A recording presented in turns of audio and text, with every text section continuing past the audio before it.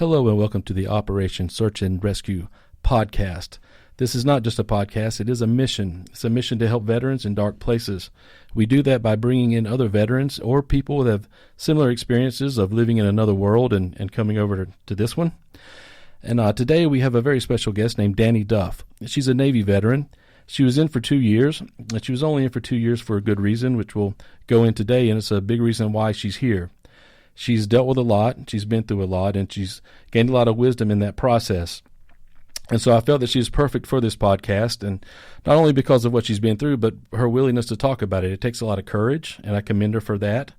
Not everyone can just sit down and get on a microphone and talk about some of the hardest times in their life, and she's doing that today for us, for the benefit of all of you, really, and she's to be commended for that, and I really appreciate it.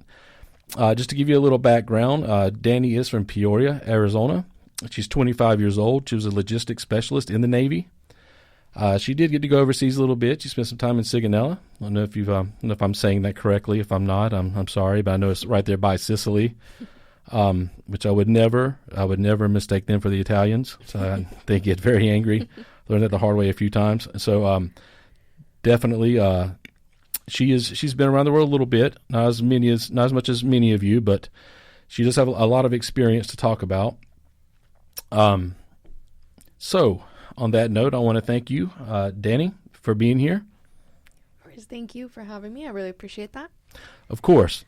And so, as you know, Dani, on this podcast, we want to reach out to veterans who maybe have either just gotten out or maybe they've been out 20 years. It doesn't matter. Maybe they're still in, it really doesn't matter at all. Or maybe they're not even a veteran. Maybe it's just someone that's in a dark place, or just anyone who could relate to people who have been through certain things and lived through certain things and have lived to tell about it, and who can continue to deal with it to this day, because we want to make clear this isn't a podcast where you have people who have just, dealt with things and come through the other end and now everything's peachy keen.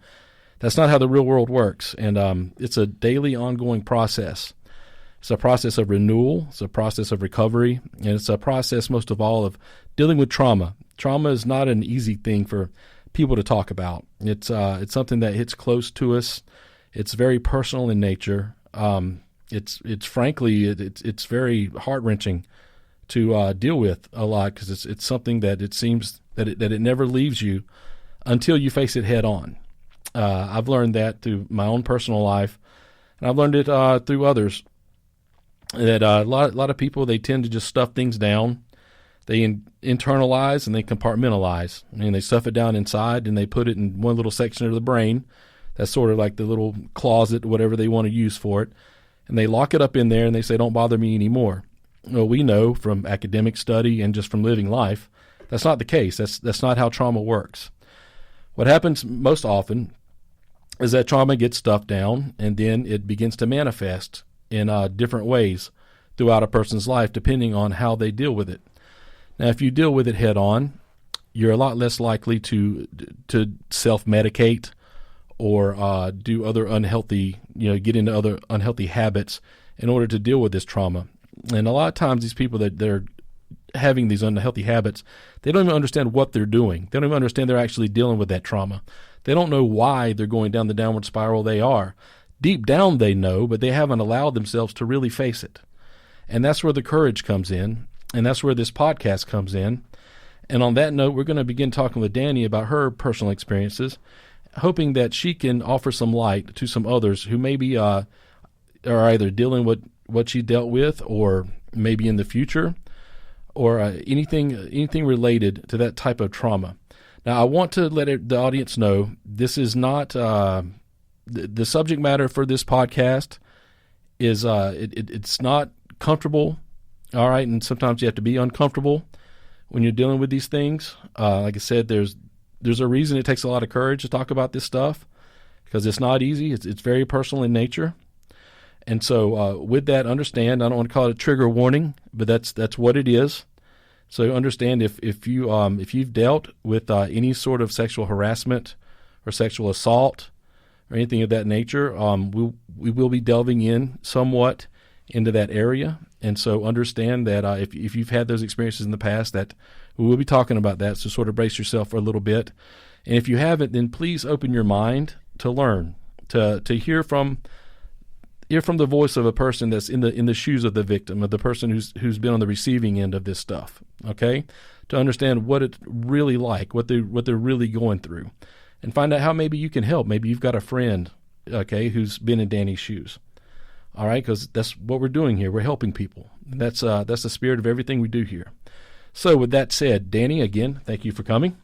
Thank you so much again for having me. I appreciate it so much. Of course. Not as much as we appreciate it here, because you're an invaluable voice to this podcast and to this audience. And so your beginnings, you come from Peoria, Arizona, little town out there outside of Phoenix. You have a pretty good childhood? Yeah, pretty good. It's just I had two brothers growing up, and I was the youngest. I'm the only girl, the baby. My parents have been married my whole life, stayed together, so I was pretty fortunate in that area. My brother was also military. He was in the Air Force. Awesome. And now that's a pretty mundane question, but then again, it's not. And here's why. Here's why it's not, because I want to get across to everyone here. Dani she had a good childhood. Fair to say, right? Definitely. Sure. Probably not perfect. None of us are, but she's got good parents. I know them personally. They're good. They're good parents. She's got a great family. So the point I want to get across is, if you think that because you're coming from this good background and everything's great, that this won't happen to you or can't happen to you, you're wrong. You're absolutely wrong. Any of you listening to this, and by the way, that's you guys too, okay? Anybody can be in her shoes. Anybody can. That's why this is so important. And so building off of that, okay, so Dani, growing up in Peoria, Arizona, did you kind of get the itch to want to serve your country, or how did that come about? How'd you end up in the Navy, Dani, rather than the Army is what I want to know. So honestly, I don't really know. I came from, so a lot of my family members, my uncles and things like that, were all in either the Army, Air Force, or Marines. And growing up, it wasn't anything I wanted to do. I never really thought about it. But I watched my brother growing up travel. He went to Japan. He went a bunch of different places. And I thought that was really, really cool. And I loved traveling. That was something that me and my family did a lot growing up. So I thought, as I got into high school, I joined ROTC. I hated it. And so I was like, maybe this isn't for me. And I actually had the colonel at the time, and it was an Air Force ROTC. He was a colonel.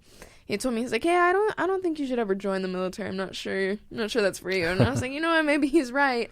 And then closer to the end of my senior year, I didn't know what I wanted to do. And a friend of mine was actually going to a Navy recruiter, asked me for a ride. I went. It was the first and only recruiter I talked to, and decided then and there. That is awesome. Okay, so leaving Peoria and getting into the Navy, what's your first memory of Dorothy isn't in Kansas anymore? Like, oh, this is different. What stuck out to you about the difference in lifestyle? I think the first time it really hit me was I've never traveled alone before, ever, and so when I left for boot camp, it was the first time I left without my parents. I went through the gates, and I went to catch a flight and had to show up on time and do all that, and it was technically like my first time ever doing that. Granted, I had, the government at hand getting me there on time and everything, but still, it was just very surreal in that moment to be like, okay, I'm not only leaving home, but I'm going to go somewhere where I can't just like talk to them all the time. I can't just be like, I'm going to call my mom, I'm having a bad day. So that was pretty interesting. And then it definitely hit at the airport when landing in Chicago and sitting in this room, and everything was fine. And then people coming to get us, and all of a sudden it was just yelling in the middle of the airport, and I was like, oh my god, I'm kind of embarrassed here because you're just yelling at us. Yeah, I can hear that, and I hear that. So upon leaving your basic training and sort of getting into your job as a logistics technician, or logistics specialist, however you'd like to put it, bring us through the average day of a logistics specialist, like while you're in the Navy, what you would do.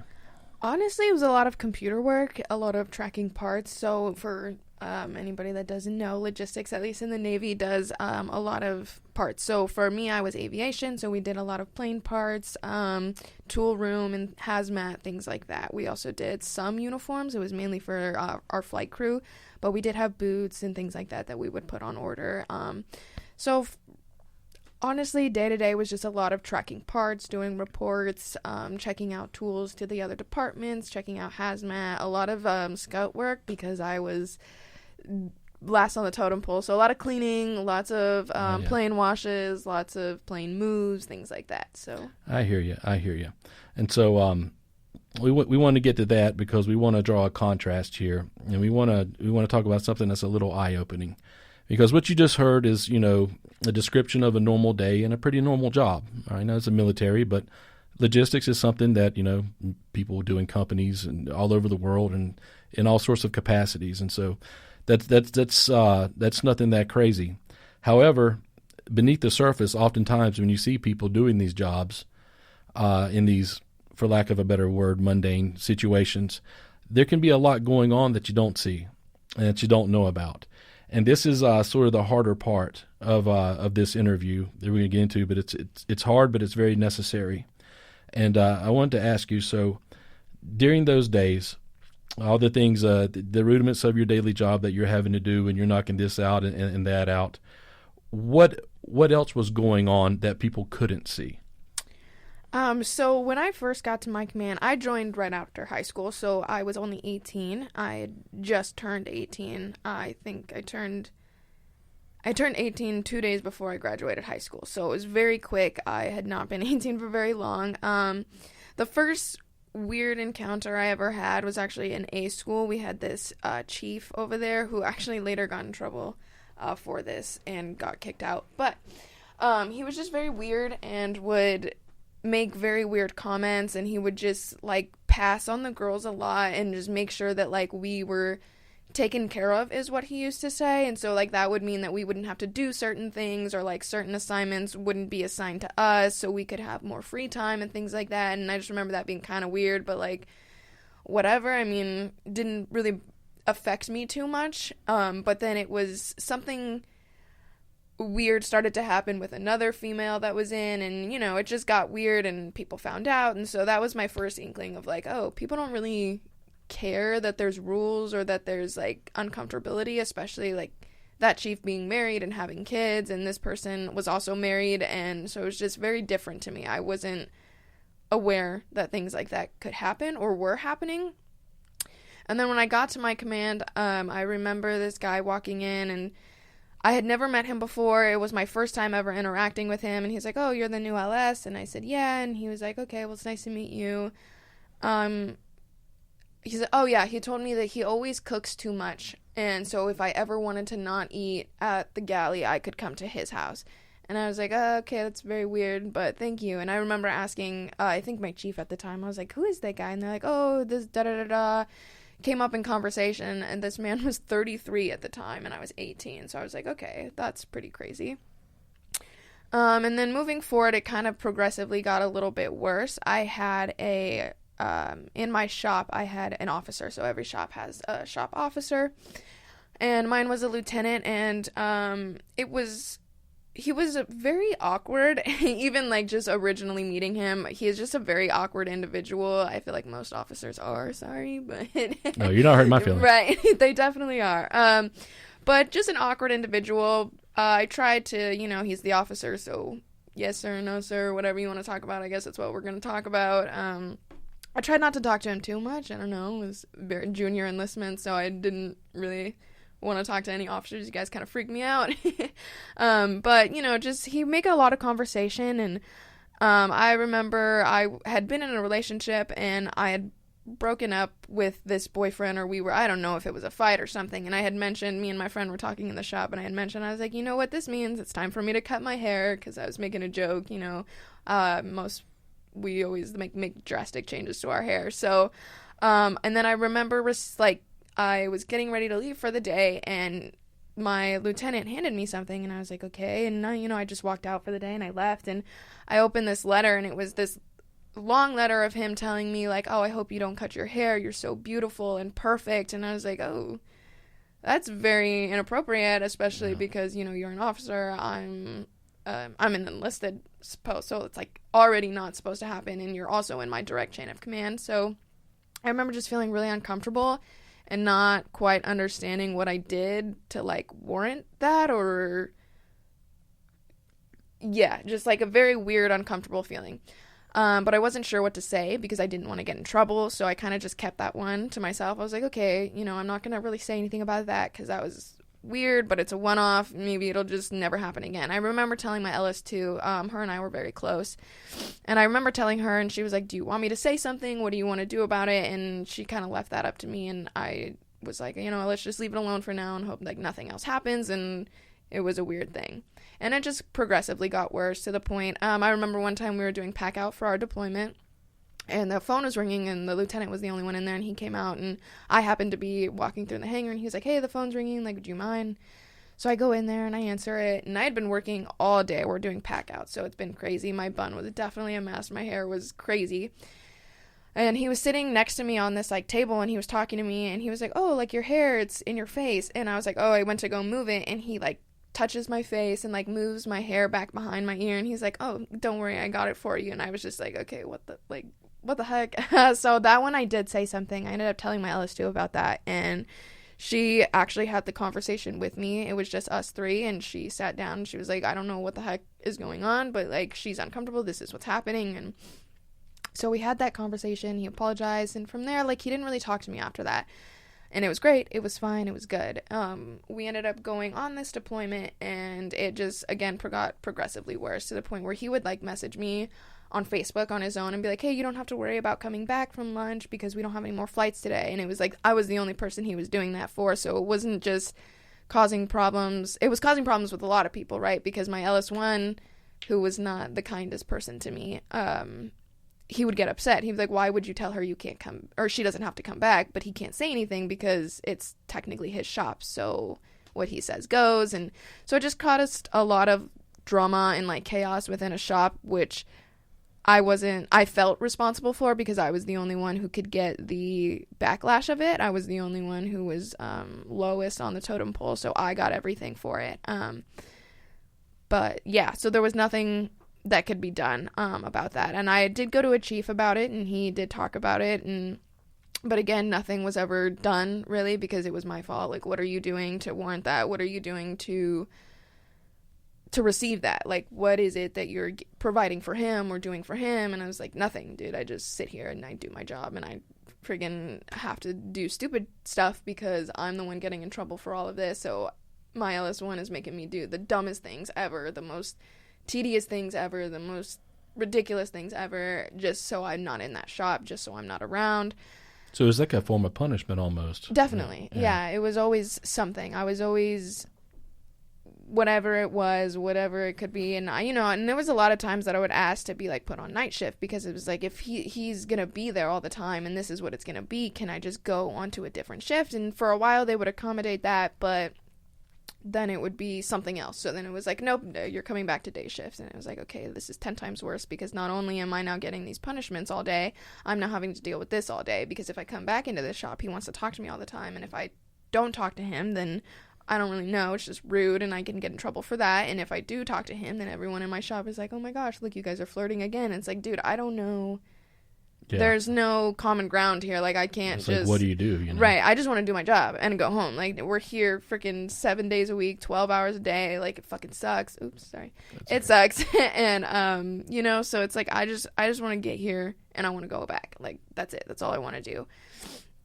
But that deployment, I think, is when, like, things really shifted for me, mentally and all of that, because I had been away from home now for a while, but being overseas was very different. And at the time, my command had lowered the drinking age to the age of the host. So we were in Italy, I think it was 18, so I could drink legally over there. What could go wrong there? Right.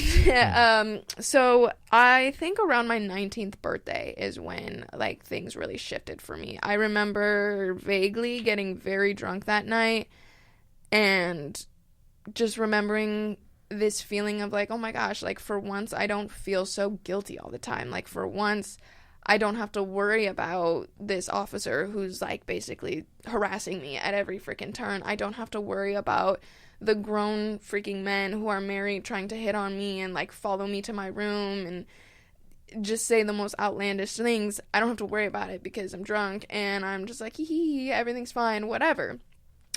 That also is not a good combination for things either. So I think that played a lot into it. a lot of what there was to do over there was to just get drunk all the time. And so that put me in a lot of uncomfortable positions, a lot of, I feel like the military talks about all the time, right? Like, once you're drunk, you can no longer give consent. And I wish that that was something that was explained a little bit more, because it didn't make sense to me either. In my head, I'm like, well, even if I'm drunk, like, if I want to do something, I'm going to do it, until these situations started happening to me and I realized, like, what that meant. Because I don't remember, but I do remember a situation I was in where I had been drinking with some friends, and an ex at the time he had fallen asleep in front of my door because I wouldn't come back, and it was just a whole shit show of drama that night. And a friend of mine was like, hey, why don't you just come stay in my room, and, like, don't worry about all that, and we both work night shifts, so it is what it is. And I was like, yeah, you know what, sounds great. I remember walking into the room and just, like, passing out. I was so drunk and I was very tired and all of that. And so I woke up the next day and I went back to my room, and I remember I had to pee really bad, and it hurt so bad. And I was like, what the heck happened? Like, I don't remember doing anything with anyone. I don't remember anything happening. And at this time, very odd detail to put in, but at the time I was a virgin, so I knew that, like, nothing was different, you know? And so I was like, there's no way something like that had happened. And then I remember going to work that day and seeing said person, and then being like, oh my god, that sex we had last night was amazing. And I was like, okay, so you did do something, like, and I had no idea. I was not aware. And so I just remember, like, sitting there being like, just shocked, I guess. I wasn't sure. And again, I think the whole thing played in my head of, like, well, there was alcohol involved, so maybe it's not as drastic as I'm making it, because that's what everybody said, right? Well, if you were drunk, then it's technically your fault, so you shouldn't have gotten so drunk. And that was kind of what I chalked it up to, especially because there was so much other things going on. There was a stress of a deployment. I missed my family. Like, I was still getting the shit show from my LS1. This lieutenant is doing this, and I was, in a very weird way, like, at least thankful I didn't remember, in a sense. So it was just, like, something that I heard, and it was this, like, gut-wrenching feeling that I hated. So I just was like, okay, I'm not going to think about that, because I don't really know what to think about it. And I can't keep driving myself crazy trying to remember something that maybe I never will remember. So I just tucked that in a box, and I was like, okay, that is the last thing I need to worry about right now. That's the compartmentalization we talk about. Mm-hmm, yeah. Definitely. So it was like, if I can't remember, then be thankful, I guess. Put it away. Just don't think about it. And so that was kind of like how that deployment went for me. I remember a few instances of being with who I thought were friends, and we would be drinking, and then it would be like, okay, like, everyone's just going their separate ways, time to go to bed, whatever it may be. And I would be walking back, and a friend would be walking with me, and it would be like, all right, well, I'll see you later, like, see you at work, whatever. And it was like, they would expect something from me, and it was almost this, like, well, I heard when you get drunk, like, you like to just do whatever. And I'm like, oh, no, that's not true at all. I don't know who's telling you that. No, but a lot of the times no's aren't really heard or taken seriously, right? Because you're drunk and you're in the moment, and it is what it is. And so I felt very, like, unheard a lot of the time. So I feel like my coping mechanism was that, why say anything when it's just going to be ignored anyways? So yeah, and honestly, the fact that you had gotten drunk, and this weasel, whoever it was, seemed to think that everything was kosher and copacetic. He probably ran his mouth a bit. Mm-hmm. I'm just speculating. And the other guys thought, well, oh, okay, then we'll just, get her drunk, and then, everything's good to go. Right. And that's, we talked about this on the previous episode with Diana James a couple weeks ago, about how when you're in, especially overseas, people don't understand, a lot of civilians don't understand that you live with that unit, but that's your entire world. Mm-hmm. It's not like you're in Peoria. You're overseas. You're detached from everything, and you depend on these people for protection, for everything, really, for socialization. And it puts an immense amount of power into your command's hands. And that's why it's so important that people have moral courage when they see these things, if you're listening to this right now, okay, there are a lot of Dannys out there that need you to be a man or be a woman, be an adult, have a spine, say something, okay? If it involves, and who was this? Who was the person who the original offender? What was his rank? I think at the time he was in second class. Yeah, he was a second class Yeah, at the time. Yeah, and this is an officer. Mm-hmm. Or was it chief? No, he was a chief, NCO. Yeah, that lieutenant. Mm-hmm. Yeah, mm-hmm. And I'm not an expert on the Navy, but I do know that in the Navy, chiefs do carry a big stick. Yeah. They tend to get the best chow on the ship and all that, all this stuff. It's weird, but they're like kind of like sergeant majors in the Army. They're not officers, but they're treated with a great reverence and everything like that. And so it's not easy for someone of Danny's rank at that time to come out and say this chief over here is doing this stuff. That takes a lot of courage itself. And a lot of people, and I don't fault you for not having it at that time, because anyone you put yourself in her shoes, not many people out of 100 are actually going to really be that squeaky wheel. Most people are going to do what Danny did, and that's just a fact. You're not going to know what to do. You know what I'm saying? And I'm not in no way am I saying you were a coward or anything like that. But I'm saying it's a natural human reaction to say, what the heck's going on? Where do I go from here? You just don't see it coming. That's what I've learned. And I feel like it's a big thing people don't realize either, is that it's not, while yes, it happened to me and I kept silent about it in this one instance, or in the multiple instances that happened over the time that I was in, it wasn't that I was silent not only because I was nervous or whatever, it was because of what I watched around me. I watched people go in and report things and get in trouble for it. I watched people go in and report things and get it swept under the rug. I've watched reports happen, and this person happens to be one of their favorite mechs or one of their favorite airframers or whatever, so nothing's going to happen. So what is the point of humiliating myself more when nothing is going to happen? And as soon as I say any type of alcohol was involved, your story is no longer... They think you're it's no longer reliable. Yeah, you were drunk. Oh, well, get over it. Like, suck it up. Yeah, which is completely unacceptable at all. You ought to be able to have a few drinks without being raped. I'm just going to say it. Right. Okay? No, definitely. That's insane to me. It really makes me extremely angry. In all honesty, you should be able to be blackout drunk and not get raped. Yeah, you should just be able to live without that, period. Okay? And it's just, it really makes me extremely angry that that's even a conversation. That's not even a starter for a conversation.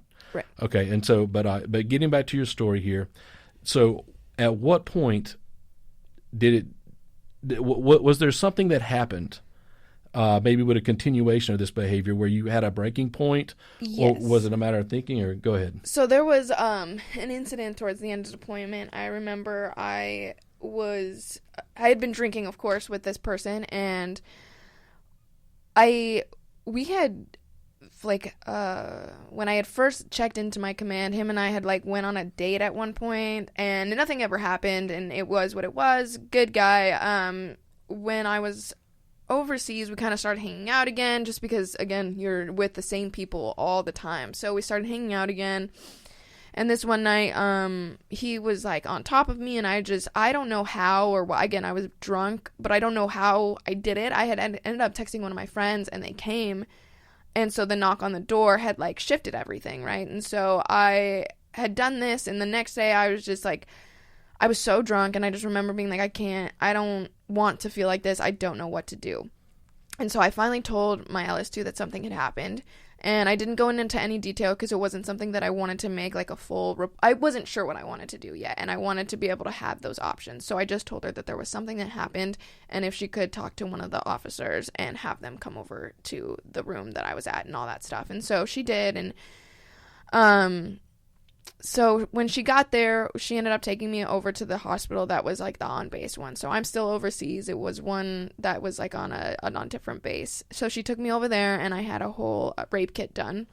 And that was probably, in a very weird sense to say this, but that was probably worse than experiencing what I had experienced the day before. I didn't know what any of that had entailed. I didn't know what that looked like, and so to feel like an invasion of so much privacy one night before and then feel it again the next day, but for something positive, I guess, if you will. Not that it's a positive thing, but at least there's something there, and there's a reason for this, right? There's a reason for the uncomfortability today.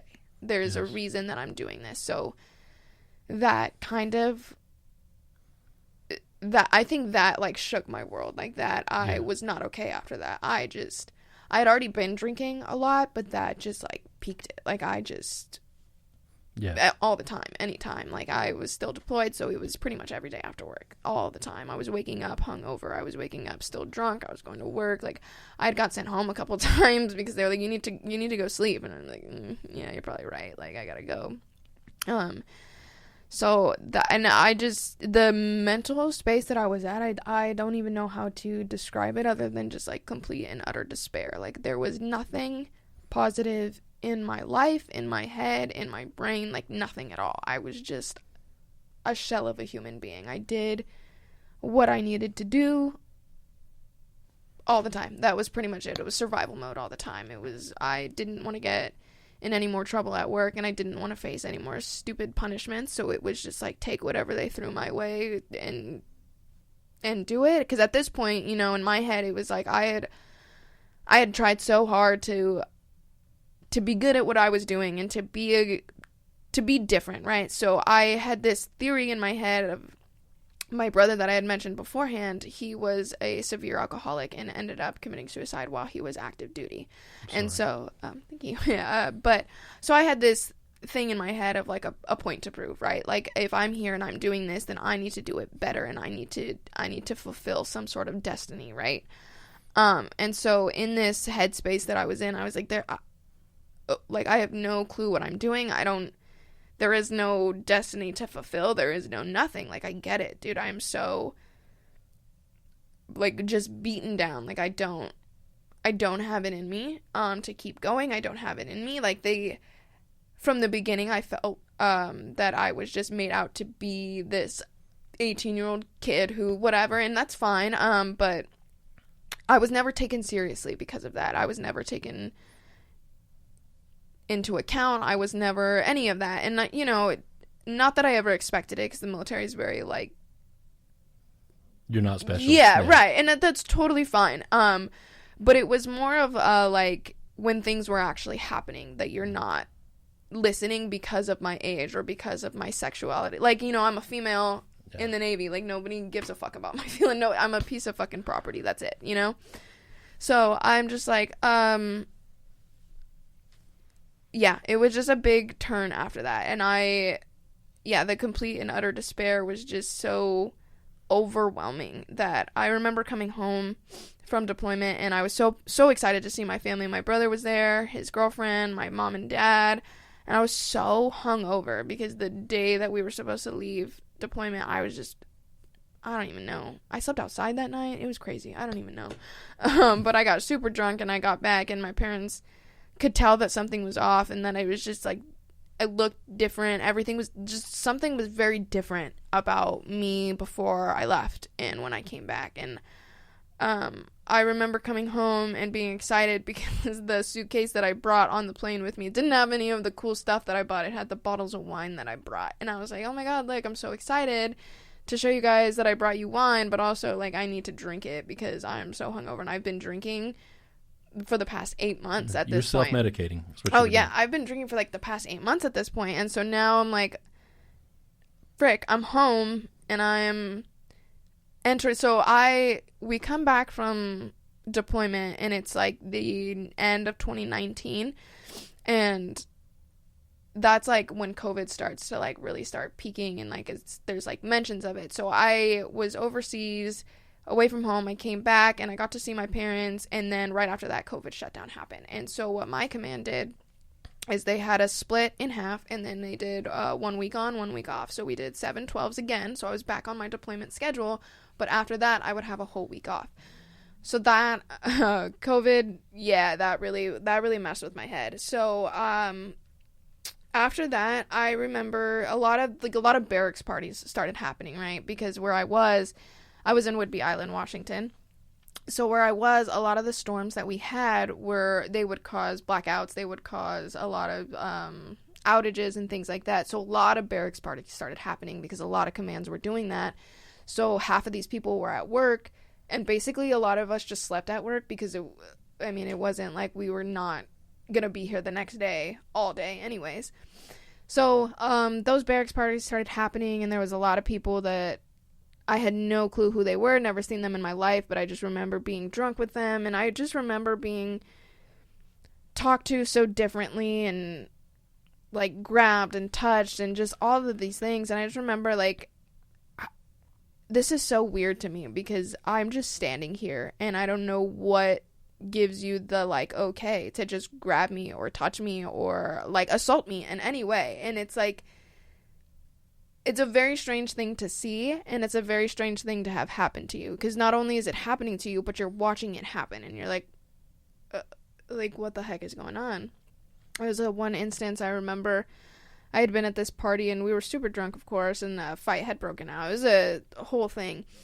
And I was sitting at the in the middle of this driveway. We're in the middle of nowhere, Washington, like this house, and we're sitting in this like driveway, and I turn around and it's me and like a group of guys and like 3 other girls. We're all sitting here, and I turn around because I hear another guy yelling, and he's got this girl like pinned like in a chokehold on top of his car. And these like, I look at him and then I look back at the people I'm with and like, it's none of our business. And I'm like, what the heck do you mean it's none of our business? And I was the only one who got up to say something, and this man's like screaming at me. He's like, what, are you gonna fight me? And I was like, well, I mean, I guess, I don't know, it's kind of crazy, but like, sure. Why am I the only one that's saying something? Why am I the only one who sees that this is wrong? And that seemed to be the whole vibe. Yeah. All the time was like, why do I feel like I'm the only one who's seeing something wrong? But it's just because it's not talked about. Nobody wants to say anything. Nobody wants to talk about it because, you don't want to think that it could happen to you or that it is happening to you. It's almost like you block it out and you just watch it happen to other people. Yeah. And I wanted to say something here really quick, just to make a point that what you were discussing a few minutes ago is really uncomfortable, especially regarding the morning after and the way you felt, with the medical procedure and everything. And I just want to say that I think that, and this is from my own study as well. I'm not an expert in this realm. I don't pretend to be, but I've done some study, and that's actually what the rapist, the assaulter, whatever you want to call them, that's actually what they want. They want you to feel like a piece of meat, like a piece of, you're just worthless, something for them to discard when they're done. It gives them some sick sense of power. It's not even about sex necessarily. It's really about that power. And the fact is, he may have wanted that, but he didn't succeed. Because here you are today. You're telling your story bravely. You're telling it forthrightly. I'm really blown away, frankly, by your candor, and I appreciate it a lot. I think that, that's the way we're really going to help people. It's by tackling these things head on and not turning our head away. But in the same way you just spoke at that party, you stood up again. So there's a record of courage here. And so I hope the person, the scum responsible for what happened to you, I hope they eventually hear this somehow, some way, and know you failed. Okay, what you wanted to do, it didn't work. You didn't kill her spirit. You didn't kill her courage. You didn't make her crawl into that hole and never come out. The fact is, she's on a podcast right now talking about not only how she got out of that hole, but getting others out as well. So, God uses evil for good, and I believe firmly He's using Dani for good right now, and I just wanted to say that's the point in many cases, is to make women feel, or make any victim feel just like they're not worthy, or they're just not even human, subhuman. And to that, I want to say that person failed to that end. Now, moving on here, we want to get into something a little better, which is, what was the beginning for your recovery? Now, this is a recovery that's ongoing, to be clear. Like, I want to make clear, this isn't that Dani's all perfect and peachy keen now. She deals with this stuff every single day, okay? She deals with this stuff every single day, which is why I'm so impressed that she came here today to speak to us, because this is ongoing. But that said, what began your road to recovery? So I ended up, we got home from deployment, and I had an alcohol-related incident. If anybody's in the Navy, that's a little fun ARI to get hit with. Not really. So at this time, I was 19, and, so I got caught underage drinking. It was a pretty bad car accident. I don't really know if I was driving. It was very possible that I was. I'm not too sure. I don't really know any details of what happened. But I just remember waking up upside down in a car and a cop being like, don't worry, like, the fire department's coming, they're gonna come get you. And then I woke up in a hospital, and then I went home and I just carried about my day. And that was like, I didn't get a DUI, I didn't get charged with anything. It wasn't thank God. Actually, I don't know how that didn't happen, but thank God it didn't. I can always edit this out. No, I mean, I did do all my stuff, right? I did get a ticket, but it was just for reckless driving. There was an investigation done, which the cop did his investigation, which all led to there being another driver, because there was technically another car involved that saw what had happened and called 911, and they had, in their account, was like, yeah, and somebody ran from the car, just so you know, and I was also found in the passenger seat. So there's it's a whole thing that, anyways, but, so after that, I ended up getting out of the Navy, and I came home, and from there, I just kind of picked up where I was. I got a part-time job, because, again, I had just come back from a deployment, so I had a bunch of money, thankfully, and I was just like, frick it, I don't need to really do anything, I'm over this, I just want to drink and hang out and do whatever I want. So I came home, I moved in with my parents, and I started working part-time at UPS, and I had been out for about 2 months at this point, and I got super, super drunk one night, and I just remember walking into my house being like, I don't know what I'm doing. I don't want to do anything. I genuinely, I thought being back with my family would be like the cure-all, right? Like, that's all I needed. I just needed to be back with my people. But I was so different that there was no meshing. There was no nothing. I just didn't know how to be around them. I didn't know how to look at them. I didn't know how to talk to them, especially because they knew something was wrong. They knew something was off, and it was a very big fight in that house all the time about my drinking and all of that. And I wasn't even, keep in mind, I'm not even 21 yet. So this is all happening underage. I'm not even legally allowed to drink. So this night in particular, I just was like, I am done. I have been begging the VA for help. I have been telling them, like, I need counseling, I need therapy, I need something. And it was just one thing after another, hoop after hoop. And nobody cared. I was trying to ask for help, and it wasn't being answered. I was just like, okay, I'm done. And so I attempted to kill myself that night. And thankfully, I don't know how, or what I did, or I know that there was something that I did that led to this being that happened. But my cousin, actually, she called my mom at like 6 a.m, and my mom broke down my door, and she found me, and it was the whole thing. I don't really remember it too well, but there was some. Again, I was very drunk, and so I had some blood loss and things like that, and my dad came in, he, like, wrapped my arm, and they took me over down to the VA, and they told them what had happened, and so I was pulled in, obviously, immediately, and taken back, and all of that, and that's really where it started. I had no intention of going into this to get any real help, right? It was just mainly so that everyone would leave me alone. I just was like, okay, there's nothing in my life worth living for, but my parents really want me to, and I can't have them bury another kid, especially to suicide. And so that was kind of like a realization in my head of like, okay, I don't want them to have to go through that again. So even if I don't want to live, I just have to live until they're not. Unfortunately, that was where my headspace was at. And so I stayed in that VA. I ended up having COVID. Crazy. I don't know how that happened, but I stayed up there, and that was really really bad for me. I was alone. I couldn't have any visitors because I had COVID, and I was also on like a suicide watch, of course. And so it was just a lot of being, again, like forgotten about. So I'm sitting in this VA and I'm in this room alone. 1, I snuck in a vape. 2, I snuck my phone in. 3, like there was so many things that I had that like I was not supposed to have, and nobody was paying attention to me. I was supposed to be on a suicide watch. I had pulled out an IV that they had left in my hand, and I wasn't hooked into anything. They had just left it there for like 3 days, and I'd been asking them like, hey, can somebody come remove this?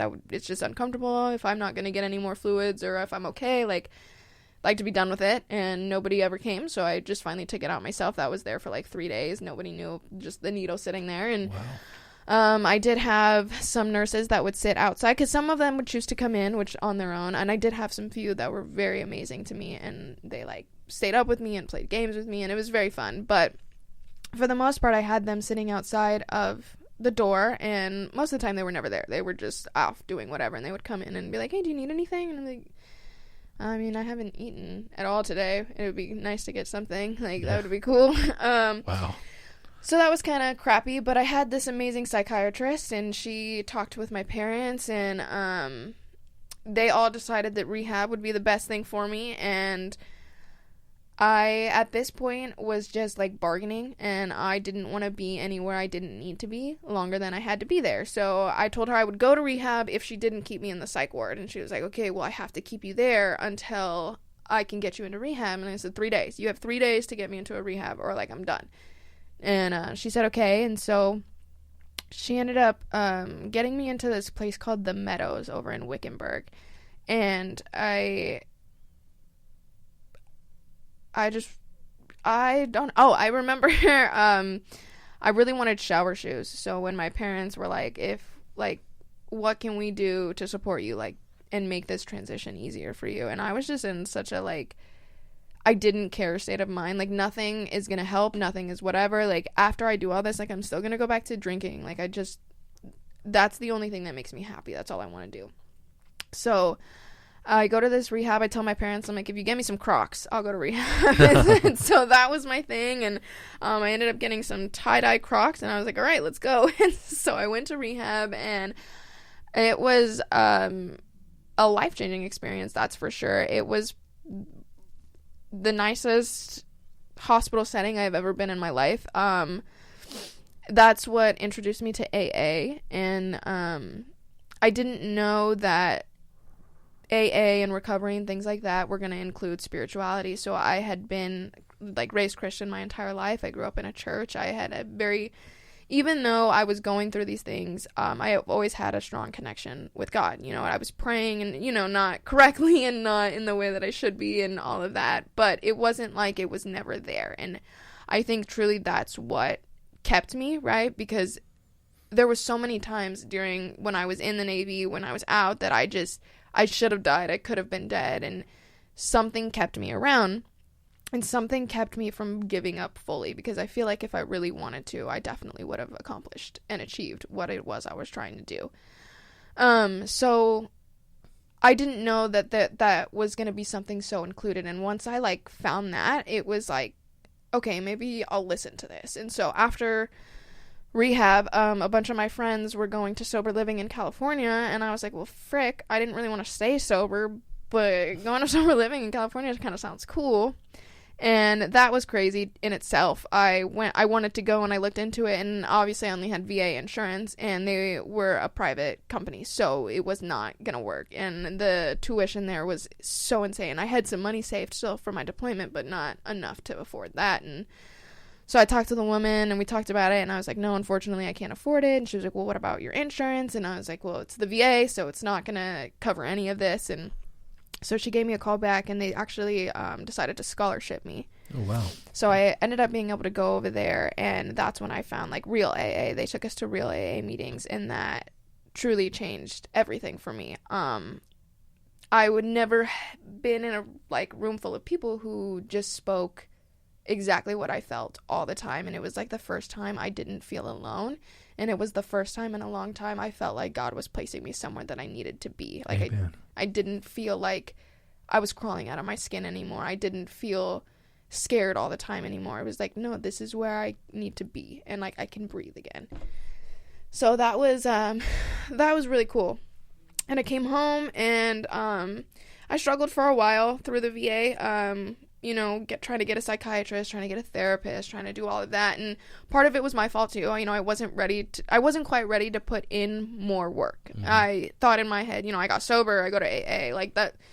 You guys are asking a lot from me. Like, that's good, right? I'm good. I'm not drinking, so we can all just relax. And then it really started to play into my everyday life a lot more than I realized, because I was not numbing myself with drugs and alcohol anymore. So I started to realize that, like, I was snapping on people. I was just so irritable and angry all the time. I didn't want to go anywhere. I was so, like, high strung. I was very just miserable in a different sense, though. Like, yeah, I wasn't drinking and I wasn't being insane or doing crazy things or, making a fool of myself anymore, but it was just so much anger that I didn't know what to do with, and I still felt so outside and different from the people in my life, because my family is so just bright and happy. We've had our stuff, of course, everyone has their stuff, but it's just very much like they like to laugh, they like to be light, there's so much joy, and I just couldn't feel it. I just felt so angry. Yeah, and numb. It was just, if I didn't feel angry, I didn't feel anything. Yeah. So, just last year, in October of last year, I got into a program called MST at the VA, and it's the Military Sexual Trauma Clinic. It's a very interesting program that they have, but I was recommended to it shortly after my stay there, but I wasn't ready for it. So I had finally just felt fed up. I felt like I was doing everything that I could and nothing was working.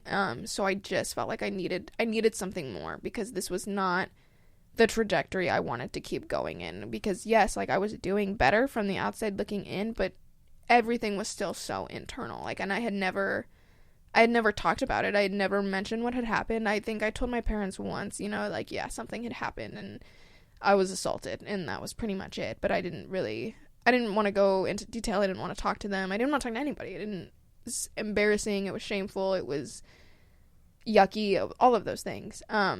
So I started this therapy, and it was very hard at first. But as soon as I started talking about it, it changed everything. It was like, okay, I can put things together now. I can understand why I react certain ways. I can understand why I do certain things. There's a reason that I am the way that I am, and it doesn't excuse some of the behaviors that I've now got, It's like some coping mechanisms, and they're not the best, right? I mean, it happens, and I have grown a lot, but there's so much I need to work on. But I like that I can now realize, like, okay, I don't feel so crazy all the time. Like, there is a reason I am the way that I am. While I am working on being better, and it doesn't excuse certain behaviors, it's not technically me. It's because of things that have happened. It's a response of other things. It's a response to trauma, is what it is. And then, like I was saying earlier, people don't realize that when you have trauma, it doesn't really go anywhere until you face it like that. Right. It comes out and it manifests in any number of ways, and most of them are usually unhealthy. Through self-medication and all things like that. So I'm gonna bring us around full circle here and wrap this up pretty soon. I know you've been talking a lot. You've been talking a lot, and I appreciate that. But there's some times as a podcast host where you just need to shut up, okay? Mm-hmm. And that's mostly what I've done in this podcast. And believe me, it's not an easy task for me. Anybody who knows me knows that's probably the hardest thing for me to do. So that's saying a lot about you and your story. It's very powerful and moving and touching, and I think it's been perfect for what I'm trying to do here. And I know we're going to reach a lot of people, but just one last subject, and just to bring everything full circle, and that is, what can you tell the audience right now? Let's say someone who's dealt with this trauma is dealing with it as you are now. What is some advice you can give them on something they can do day to day that helps with this sort of thing, that just keeps you grounded, keeps you in a good state of mind, and keeps you rolling in the right direction, so to speak? For me, it took, so a lot of it was like external for me. I needed to find something that even when I was in that place, I could do something that would take me out of it and ground me back. Excuse me. Oh, you're fine. And ground me back to like my center, to my normal. And that, honestly, it comes in a lot of different forms for me. I think for a lot of people, when we're coming out of trauma, we don't realize that we don't really know who we are as people. We only know who we are as like trauma responses. And you sure learn though. Yes, and I think it's a very cool thing. And one of my favorite things to tell people is like when you're in this journey of trying to figure out what works for you, that's the best part, because like you get to figure out yourself as a human and what is fun for you and what grounds you. Like, yes, I might be having a panic attack, but I know that for me, I don't know why, but spinning. I like to spin. So if I start spinning, it just like I feel okay. I'm like, okay, everything's fine. Everything's light and happy. I'm spinning. I look goofy, and I think that's part of it, right? Like I look goofy. How can I be so angry when I look silly? I'm about to look even goofier because will you please qualify as spinning? Is that a yarn? Like no, like I'm gonna stand up and I'm gonna spin in a circle with my arms you're literally out. spinning. Yeah, I'm spinning. Gotcha. I'm gonna try that sometime. Yeah, and I heard it somewhere like somebody said if you're super angry or you're in like just any type of headspace, right, and you don't want it to be so aggressive and all of that, go look at yourself in the mirror and like make weird faces, because you can't, like, how are you gonna be angry when you're like sticking your tongue out and being looking all weird and looking at yourself? Like it's just kind of awkward, and you're like, okay, you're not even angry anymore. Just do like I do and have a weird face all the time. You're good. Exactly, right. I just have to catch a glimpse and I'm like, there you go. Okay, we're good. I stay grounded. Right. But that I think is probably one of the best things, is just know that wherever you are in that moment is not actually who you are. It is just, it's a trauma response, and you're about to uncover so much more, and you are so much more than that. And it might take a long time, and it might take a lot of trial and error, but there's something that is going to make you feel like you again, and it's going to be like the best experience you've ever had. That's awesome. That is really awesome advice. So, listen to what she said. You know, spinning sounds super random and all that, but guess what? If it's effective. Like I was taught to eat ice, and to and when I'm sitting down, make sure I've got my feet fully on the floor, as in like my sole to toe, and that actually reduces stress. Mm-hmm. I didn't know that. I learned that from a counselor as well. So there are a lot of things that you would never think of that do help in your everyday life, and seek those things out. Seek those things out. And I think the most important, in my humble opinion, lesson to go forth today in terms of recovery and treatment is if you notice there's a pattern here, and that's what we're trying to establish in this podcast, is a pattern of things that work across different backgrounds and people, and that is community. Mm-hmm. Okay, you'll notice that Dani talked about when she got in touch with these people and realized that she wasn't alone. She had people to speak to that were somewhat relatable, you know, and that made a world of difference. And I'm getting that no matter who my guest is. Last week, I talked to a gentleman who had been in prison, who'd been gangbanging for most of his youth, okay? And it was the same for him as it is for Dani, as it is for, you know, anybody, pretty much. Find those people, find that community, or as Alex said last week, find your tribe, whatever it is. That's a really important thing. And Dani, again, I want to thank you for being here today. This is definitely probably the most emotionally charged episode we've had thus far.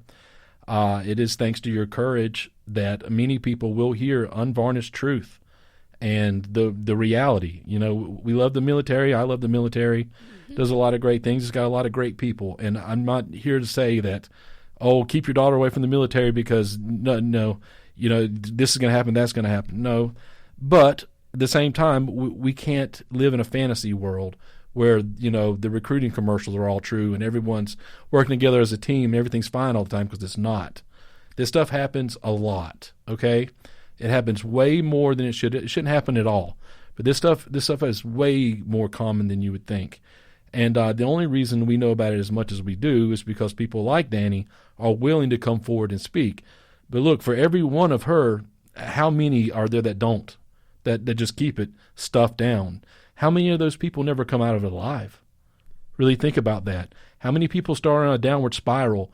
They don't stop drinking. They don't find their tribe. They self-medicate. They commit suicide. You know, there's a lot of things that happen. That's what we want to stop on this podcast. That's what we want to stop on this mission. And to that end, Dani, you have been an invaluable asset. I can't even put into words what you've meant for this series and for the people that hear your voice. May they be blessed by it. May they take your words to heart, and may they know that it's not the end, that there is light at the end of the tunnel if you keep pushing through. So, Dani, thank you so much for your story. Thanks for the candor. Thanks for the courage in which you delivered it. And please, you are welcome back on this podcast anytime. Thank you so much. I appreciate it again. Thank you. All right, listeners, we will see you again next week. Thank you for tuning in. Find your tribe. Find those veterans that need you. Love on them. Even if they're not veterans, love on them. Love your Lord. He loves you. Understand that it's not the end. You're going to come out of that hole. We love you. Take care.